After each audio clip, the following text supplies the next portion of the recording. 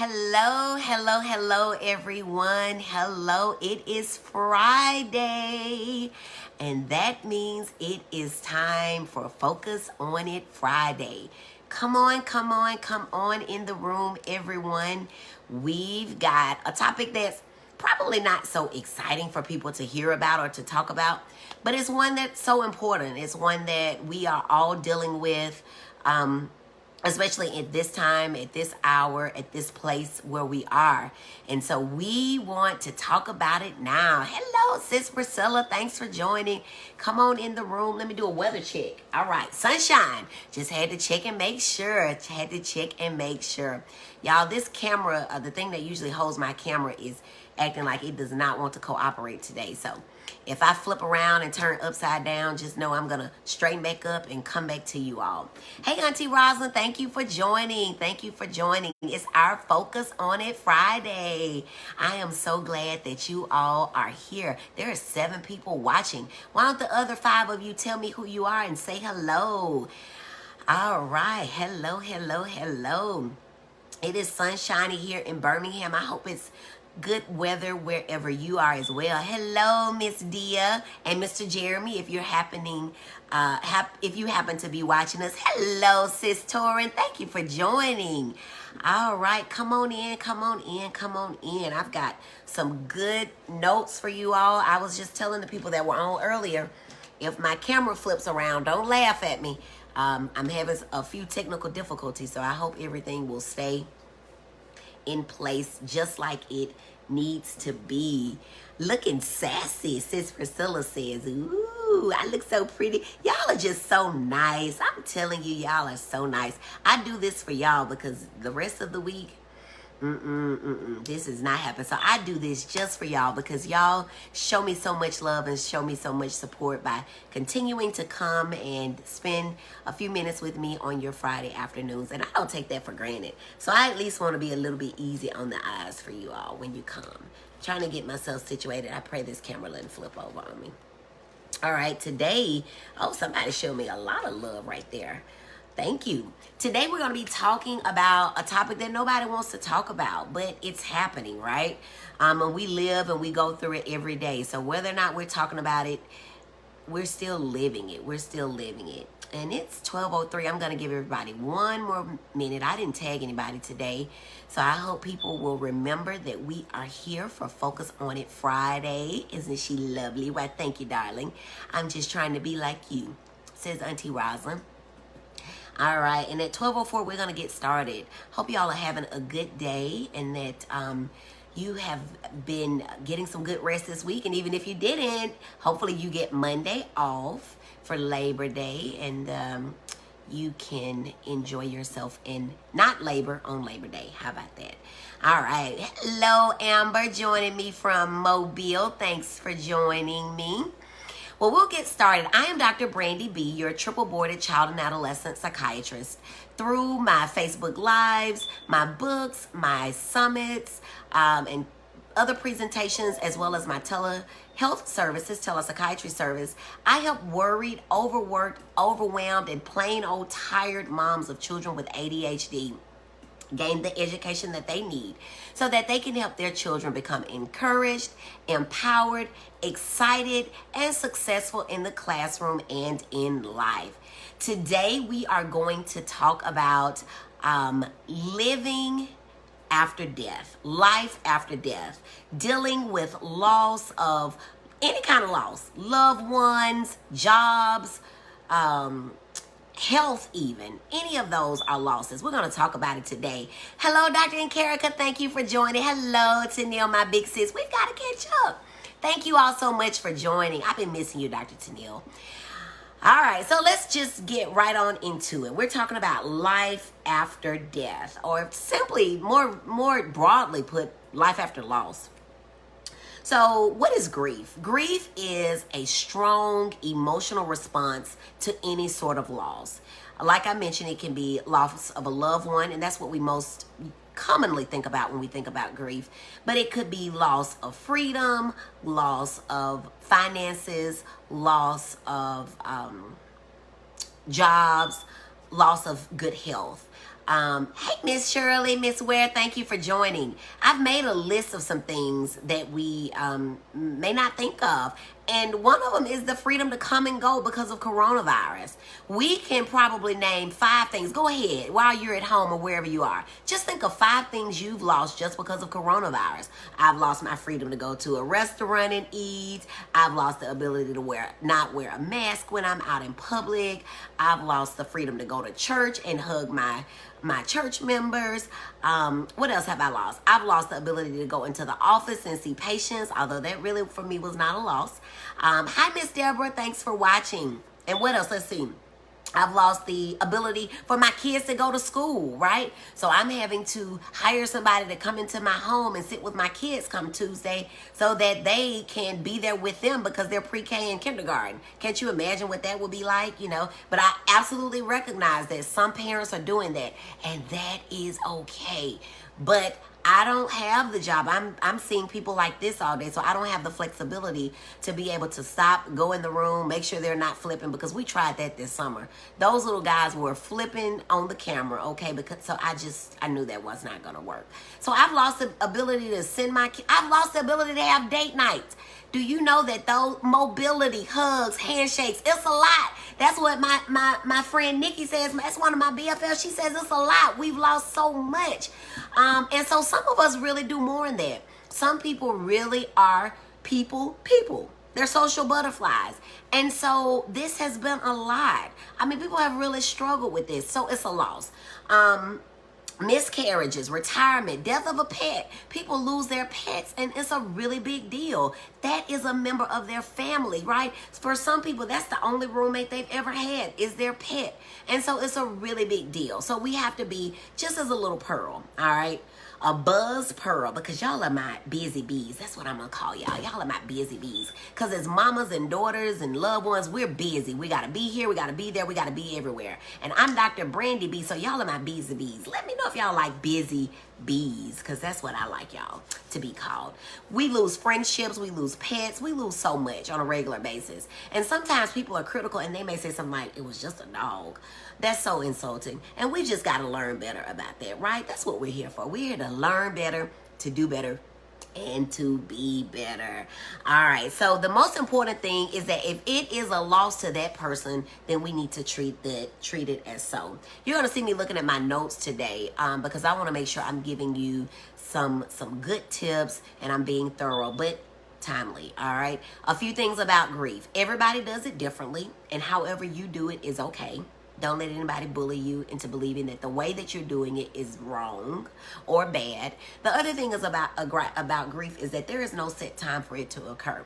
People say that time heals, and sometimes time doesn't, right? And that's okay. Auntie Roz said, you know I'm a busy bee. I love being busy. That's right. It keeps your mind focused. It keeps you going. It sometimes can even keep you from those things that bring you down, like grief and loss, right? So the 2 things I want you to take away about grief. Everybody does it differently, and that's okay. And there is no set time for it to be done. So take as long as you need to get through the grieving process, if you will. Now, there are phases of grief or loss. The first is going to be denial. All right, and we're going to go through loss of support systems. Oh, my goodness. Yes, Sis Torrid. You know, death now and grieving even looks differently. And as you all know, I've shared with you, my busy bees. Hello there, LA Ann. I'm not sure who that is, but thanks for joining. I love new faces. Come on in and share and like and bring a friend on in with you. But yeah, grieving looks very differently. What do we do in the African American community?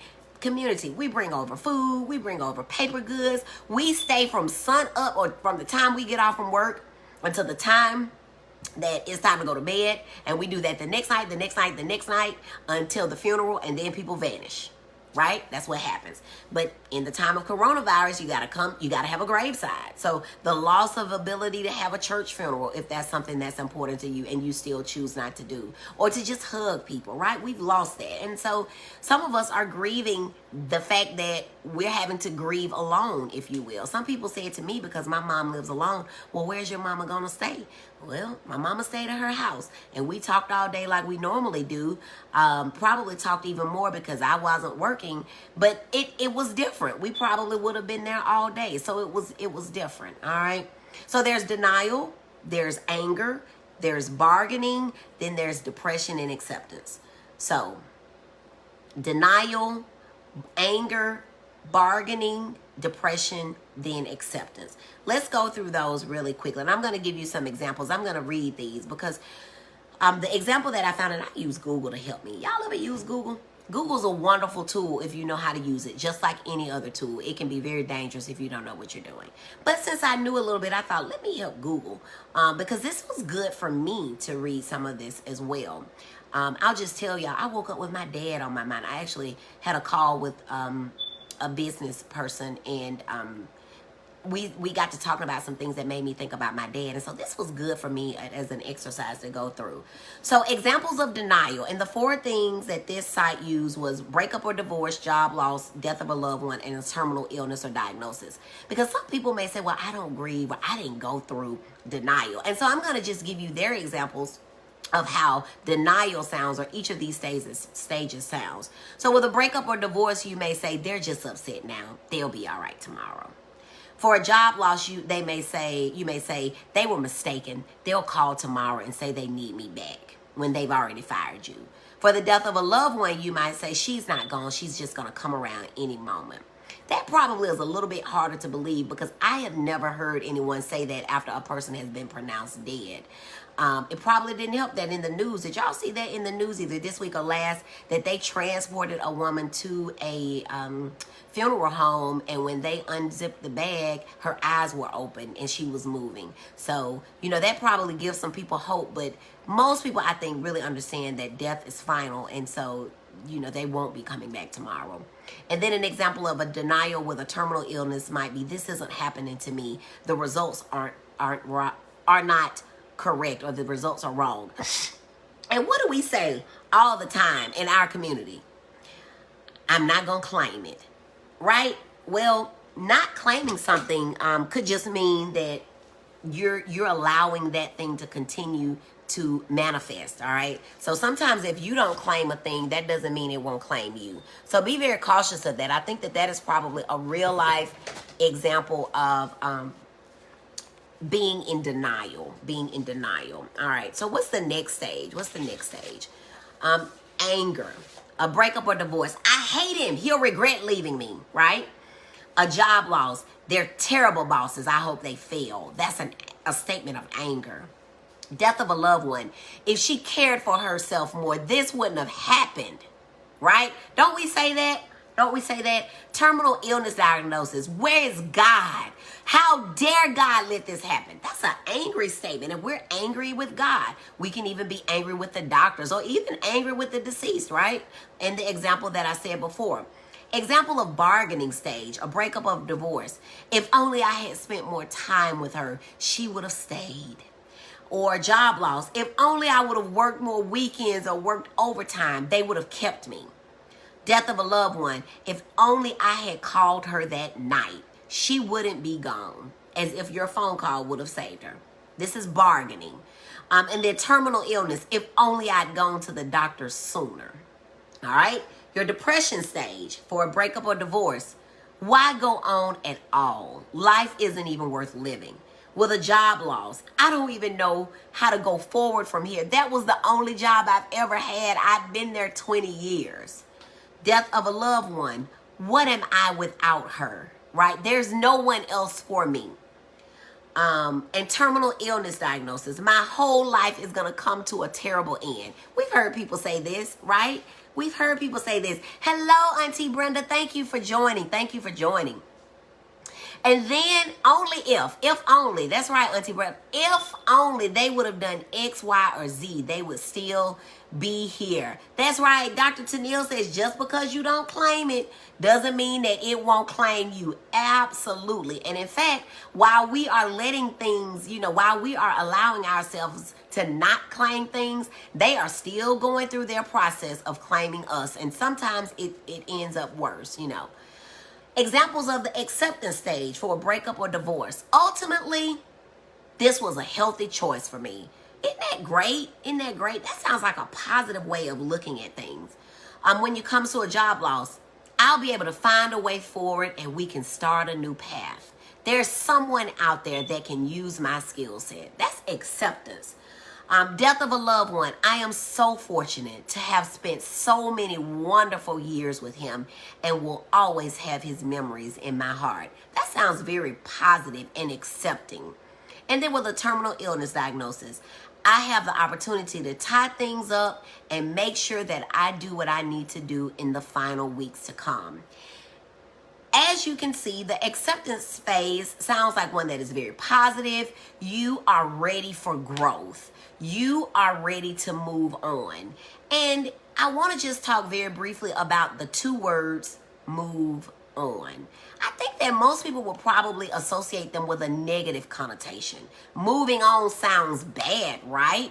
How can I move on when this person, this thing, this job that I had loved me and I loved it so much, or him or her? But it's okay to move on. And you really have to be okay telling yourself that it's okay to move on. Most people would even tell you he or she would want me to move on. And that's when we're talking about the death of a loved one. So those two words are very important. Have y'all not noticed that some of the most powerful statements have the least words? I'm learning the power of the word no. N-O. 2 little letters. But it's so powerful. That's just an aside. But that may be something that you even need to use for yourself when somebody's trying to correct you on the way that you're grieving. Just say to yourself, no, I'm not going to be bothered by that. I'm grieving the way that I need to grieve, and I'm going to let them grieve the way that they want to grieve, and I am not going to be bothered by their words or their actions. No, you can just say that to yourself. Sometimes you may have a persistent one, and it's okay to say it to them as well. All right. So, emotional symptoms of grief. All right. So, those were the stages. Now we're into the emotional symptoms. Shock and disbelief. Y'all ever seen somebody just straight pass out, hit the floor when they hear of shocking news, a loss, some other tragedy, right? They just pass out. Just total disbelief. Some people even say that they're numb. And it's okay to be numb. You will go through all sorts of emotions, and that's okay. That's normal. Hi, Alan. Thanks for joining. Sadness. Everybody associates grieving with being sad. And it's okay. Remember that Jesus wept. So if the perfect one could weep, surely you can too. Hi, Alicia. Thanks for joining. Come on in, share, like, and tell everybody else that even though we're talking about a topic that most people don't want to talk about, we're learning a lot and we're going to make it fun and enjoyable. All right. Guilt. Some people may feel guilty. Now, I just want to stop just a moment. Oh, let me just tell y'all about my flowers. They say toe tapping and flower bringing. We are burying today all these myths around grieving, sadness, people dying. Hi, Andrea. Thanks for joining. I see you're a sharer. I'm not really sure what that means. I think that must mean you share every time. Woohoo. Thank you for joining and for sharing. But yes, I'm wearing my flowers today, y'all, because we are burying all these myths and negative thoughts associated with dying and grieving, right? That's what we're doing today. Oh, you're so sweet. Thank you for sharing, Andrea. I really do appreciate it. All right, so guilt. Back to guilt. Don't feel guilty about whatever you're feeling. Do y'all hear me? Say it after me. After me, say, don't feel guilty about whatever I'm feeling. All right, I heard y'all. Thank you.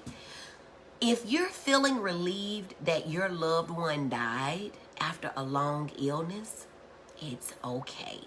Don't feel guilty. If you're feeling guilty about moving on, remember, Priscilla's laughing at me, but I did hear y'all, Priscilla. I know you said it. Don't feel guilty about moving on. That's a healthy response. That's right. Miss Dia said, don't feel guilty about what you're feeling, because those are your feelings. I can't take them from you.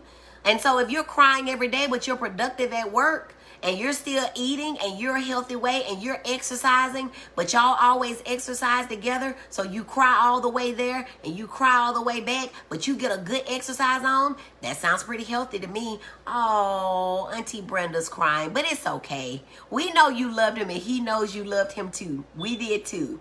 It's okay. It's okay. Don't feel guilty about whatever you're feeling. It's okay to have those feelings. It's okay to move on. Everybody say, it's okay to move on. Let me hear you. All right. It's okay to move on. Very good. Hi, Mom. Thanks for joining. Miss Diane has entered the room. So it's okay to, and you should not feel guilty about moving on. You should not feel guilty about being relieved. If you notice that your loved one was suffering, it's okay. Torah says it's okay. He or she knew that they were suffering too. And you know what? Sometimes they know that we're suffering while they're suffering. We can be suffering because we have to watch them suffer. And we can sometimes suffer because of all the work that's put onto us by having to make sure that they're okay. Hi, Dina. Thanks for joining. Hi, Judge Patricia Stevens. Thanks for joining. It's okay to move on, Judge says. It really is. You should not let anybody beat you up about that, including yourself. Sometimes people say, girl, you know, her husband ain't been dead but 6 months and she got a boyfriend. Good for her. Good for her. She followed her vows. If death did them part and she got a new boo, do you, boo. All right? Do you, boo. All right. Anger. Some people get angry. Why'd he leave me? I got all these kids. I got these bills, which let me just put a pin in that right there. I never thought about death this way until my mentor and several other people that I know from a business perspective said that they have their partners in life insurance. And I thought, well, that's morbid. But guys, this is not morbid, right? We're all going to die. And if you didn't know it, just pinch yourself. It hurts. One day that's not going to happen. But life insurance is security for your family, right? So I read somewhere the other day, a realtor friend of mine said there are 2 ways for generational wealth. To have, hi Lisa, thanks for joining us. Thank you, all the way from Fayette and Hubbardville. Oh man, we're moving on up. We got to get some people all out in different countries. Y'all tell your friends, international friends, to come on and join us. But they said the ways to generational wealth is to own land and have life insurance, right? So we're gonna die. And some people say, I don't care what they do with me, I won't be here to try to figure out how they bury me. Well, that's one way to think about it. But if you want to be a little bit more responsible and not put that burden on your family of having to grieve you and do a GoFundMe at the same time, grieve and GoFund, two G's that we don't want to have to do at the same time. Go ahead and get yourself some life insurance. It will help insure. I have myself insured well. I have my husband insured well because we're in our car a lot and we're in our car a lot together. Nobody ever wants to think of it, but if we're in a fatal car accident, but we leave our 3 children behind, somebody is going to have to take care of them. And I hope they go to college and on to professional school. So I am well insured, as is my husband, so that whoever gets that responsibility, they don't have to mourn our loss and try to figure out how they're going to educate them. So these are just some things to think about. Please get your stuff in order. Get a will. You don't want your kids fighting. If it's not written down, they don't know what happens. Go on and get the thing probated. Do whatever needs to happen. That's only responsible. And we have to be parents long into our adult years and our aging years. And that is one way that we can continue to parent and make sure that our kids don't fall out about a piece of jewelry that, we owed back in the day. That's beside the point. But y'all know I hang out with an attorney all the time. So make sure that your things are in order. You're going to die whether or not you have a will, but at least your generations to come won't have to argue over that. Go on and figure out who that house is going to go to, and don't talk about heir property. Just go ahead and get that done. All right, let me get back over here to talking about death. But it's all a part of death, right? Tell me if it's all a part of death. Taurus says that's a smart move to have life insurance in business, and it really is. So if you're in a partnership, the bills still have to be paid, the employees still have to be paid. And remember that we're going to die. That's right. Miss Lisa says take care of your legacy by preparing now. Absolutely so. So we can get angry. They left me. The doctors didn't do a good job. Nobody did a good job. Fear. All right. What we don't know what tomorrow may bring. And so death brings out these fears within us about, oh my God, I'm gonna die. You know something, y'all? Let me tell y'all. It wasn't until my daddy died that I thought, oh my God, my mama's gonna die too. Have y'all ever had? If you have both parents living, you have no concept of you know that people gonna die, but not your parents, right? But when my daddy died in 2010 at the age of, I think, 54, oh my God, it just lit up in me a whole new light that was gonna happen to my mama too. Right? And so death does all these things for us. But if you leave here with nothing else, I want you to know that it's okay. Whatever you're doing, it's okay. But we're going to get to some times when it's not okay. And I want you to really pay attention to that and recognize your help, so you'll be able to recognize those things in your family members. Now, complicated grief is an idea that we can talk about when we talk about or think about people that aren't seeming to get over it. They may think they see people that they love. They may show up at places where their loved ones may have been or were likely to come.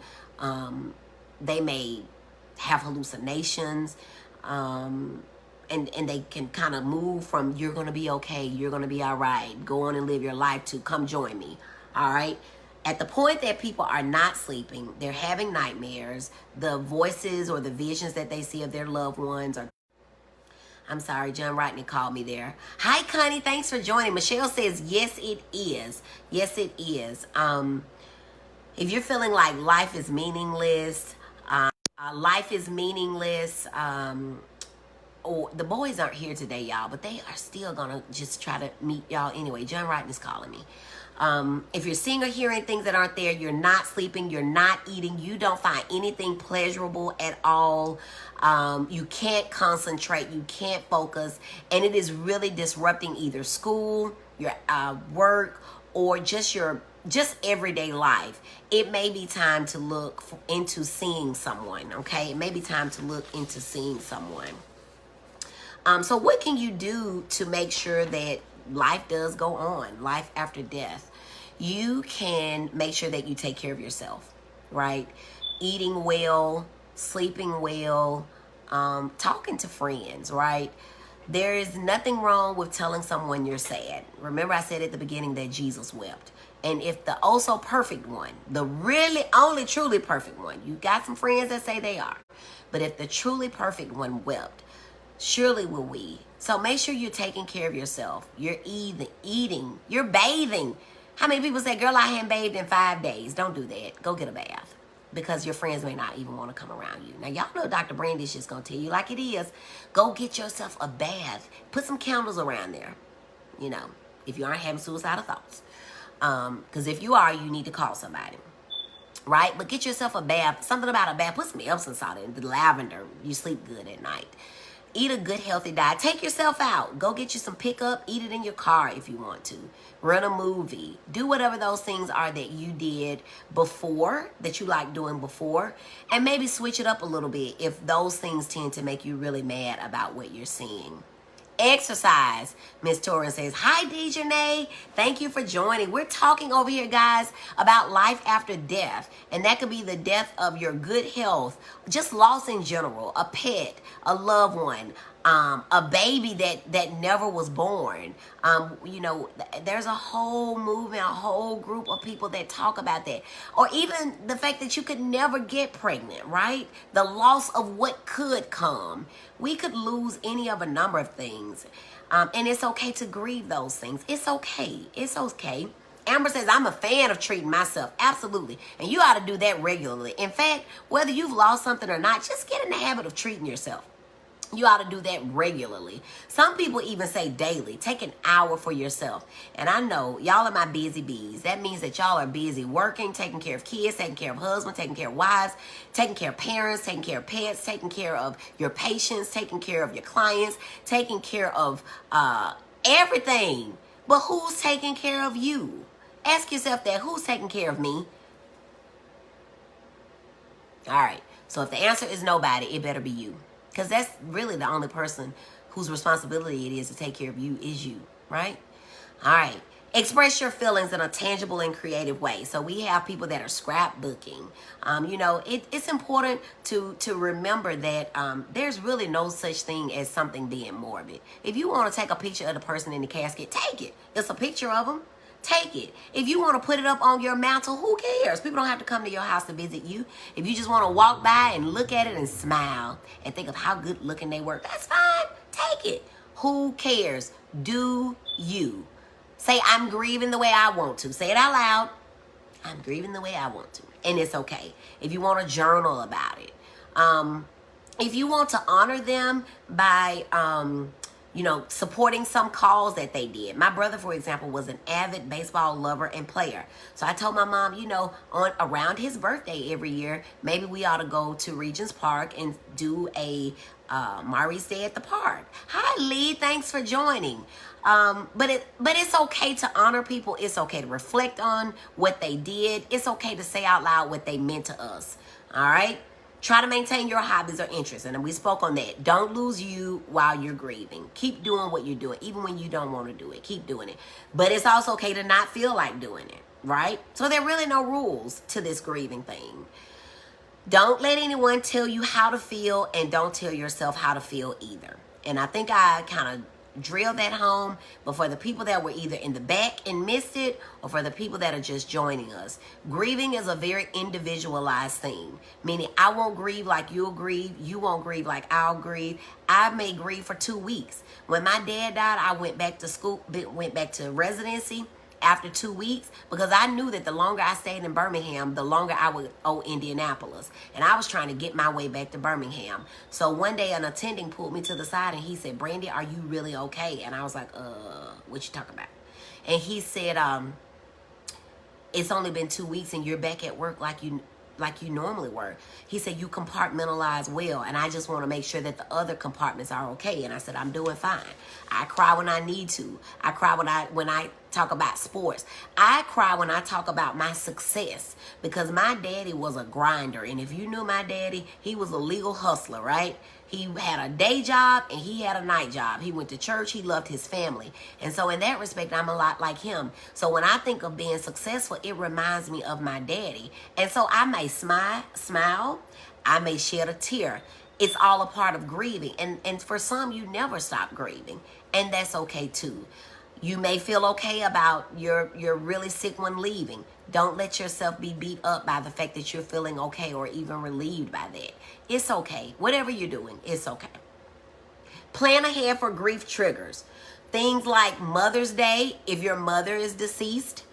Father's Day, if your father has died. Christmas, if your family already got together. How many people, if we're still on social distancing, are going to be grieving at Christmas time if you got to drive by and give somebody their gift through a window? Have y'all already thought about that? Thanksgiving is usually at our house. Nobody's been to my house since this all started. So, I guess we're going to have to go plates, because we've got to stay safe, right? We still got to stay safe. Hi, Melanie. Thank you for joining. We're over here talking about life after death. Life after death. I understand some of you all may come and go, and I appreciate you just stopping by. But tell everybody else that we're having a good time and we're learning a lot. So prepare for those triggers. Tell everybody now, hey, it's Christmas time. And y'all know so-and-so really, really, really did love Christmas. I met someone not long ago who told me that their father really loved Christmas. Christmas was their father. He loved to see the whole house decorated. So for them, they've not put up decorations since he's died. And they leave and go out of the country. And that's okay. We let them do that. We don't need to force them and tell them, girl, you ought to just be around your other family. Why? Let them do what they need to do in the way that they need to do it. Hi, Michelle. Thank you for joining. Come on in. All right. And then look after your own physical health. And Miss Torres said you got to exercise and do all those things. So let me just go back over a summary just to make sure that everybody who's coming in a little bit late, that you know what we talked about. We were talking about life after death. Grieving in the way that you need to. So what is grief? Grief is just that sadness, those emotions that we feel after a loss. It could be any sort of loss related to coronavirus, related to having to wear a mask, having to not go to church face to face, not being able to hug people that you hadn't seen in a long time. How awkward is it to have to walk up to somebody with an elbow in the United States? Not being able to go to sporting events and do the things that you wanted to do in that respect. So a lot of things we can lose. We can lose pets. We can lose babies. We can lose loved ones, of course. We can lose jobs. We can lose our house. And sometimes we can even grieve a house that we're moving from, that we grew up in, or that we shared with our spouses, or we raised our children in. All of those can be losses. And so anything that was special to you that you consider it a loss, it's okay to grieve it.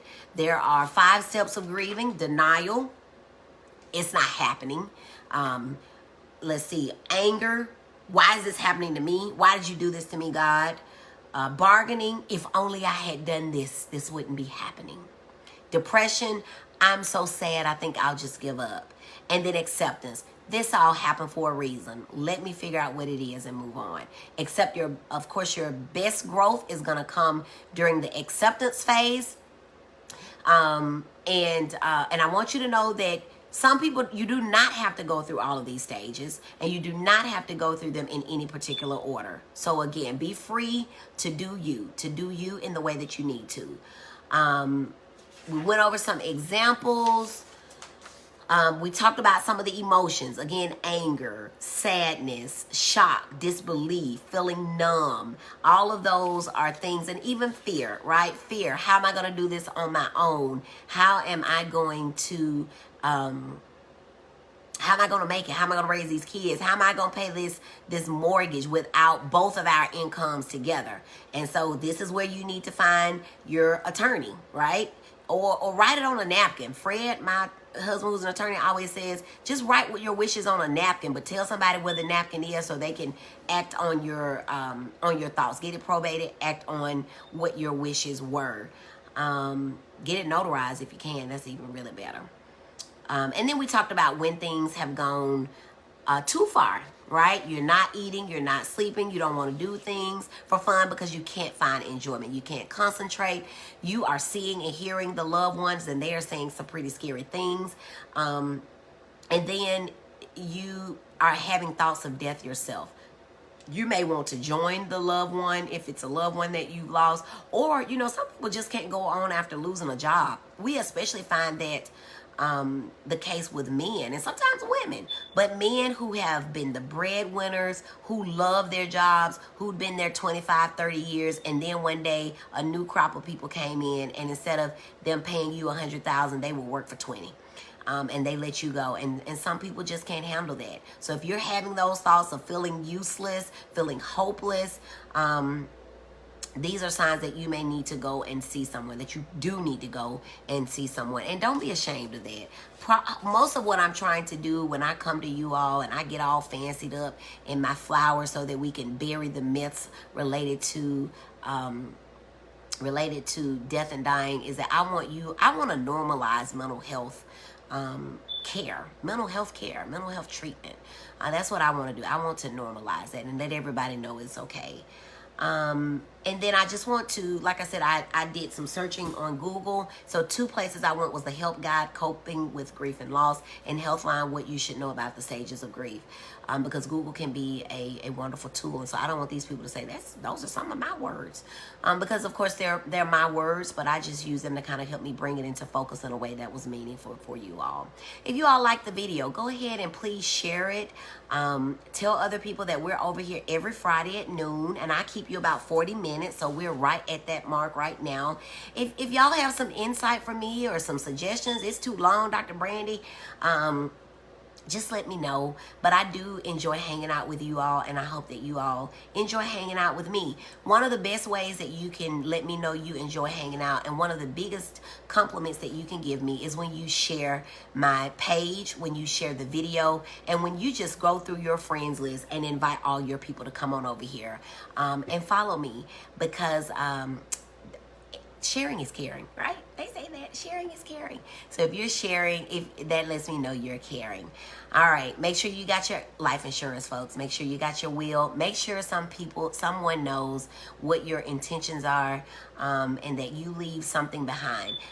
You know, I've heard people say all the time, we know our beginning year, all right? We don't know the end year, but it will come. But it's most important the dash. The dash. So somebody put that in the chat for me. What's most important is the dash. We know the beginning. We don't know the end. We know it's coming. But we do know that what is most important is the dash. So make sure you're kind to someone today. Someone is hurting and you don't know it. Someone is grieving and you don't know it. Someone is having a really tough time today. So when someone crosses your mind, just send them a quick text, just thinking about you. That could really mean the difference between a really good day and a really bad day. My auntie Rosin says, I love hanging with my niece. She gives us so much good information.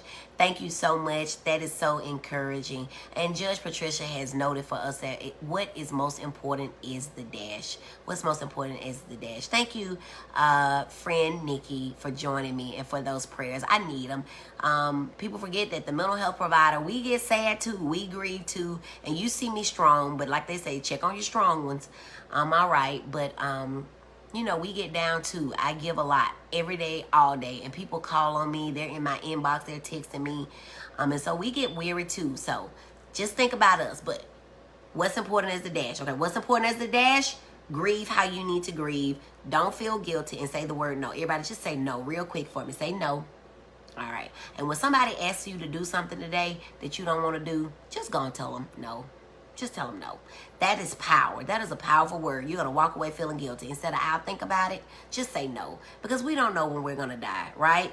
Faith is going to have a good time with my necklace. I'm going to take my necklace off. I'm not going to be fooling with Faith. Oh, and this came from cousin Tan. I don't see that she is watching today. But yeah, my paparazzi lady. I try to support folks that try to support me. Priscilla says no. That's right. No. Now, Priscilla, you cannot say no when I ask you to keep these kids when coronavirus leaves. But any other time, I want you to practice saying no. Thank you. All right, y'all, let me get on out of here. I'm Dr. Brandi B, your triple-boarded child and adolescent psychiatrist. I help worried, overworked, overwhelmed, and plain old tired moms through my Facebook Lives, my books, which will be coming, my conferences, which will be coming, and I want all of y'all to be there, and through my telepsychiatry services. I help those moms get over treating their kids with ADHD, but hey, I'm helping moms and everybody else get over some grief that they may be feeling too, and it's okay to grieve. I will meet you here every Friday so that we can get through this thing called life together. Friday at noon Central Standard Time. If y'all have a message for me, just let me know. You know I love y'all, and I thank you for hanging out with me. I'm gonna see you all next week, same time, same place. Oh, and tell your friends to look out for me on YouTube. I have a YouTube channel. Y'all, I don't know how to do it, but I'm going to figure it out because so many people say, I don't have Facebook. I don't do Facebook. And I'm going to let them do them boo. But I need to be where they are. And if they're on YouTube, I'm going to be there too. So look out for that coming. Love y'all. Oh, Cecilia says she loves me too. Yay. Priscilla says she loves this time together. And I love being here. Judge Patricia Stevens says great information. Thank you so much. And Dina says what's most important. What's most important is the dash. Elaine Perry, thanks for joining at the end. Go back and catch the replay and do a hashtag replay so we know that you enjoyed it. All right, y'all. I'm prolonging the time because I hate leaving. I think y'all are my real friends. At the beginning I said, y'all are my busy bees, right? Busy mamas, busy daughters, busy professionals. You're just busy. So y'all my busy bees like Dr. Brandi B. I love y'all. I'm going to get out of here. Have a good weekend. Be safe. Put that mask up here. If you see me in the street, I don't want to see your nose. I'm not going to talk to you. All right, y'all. Love you. Bye-bye.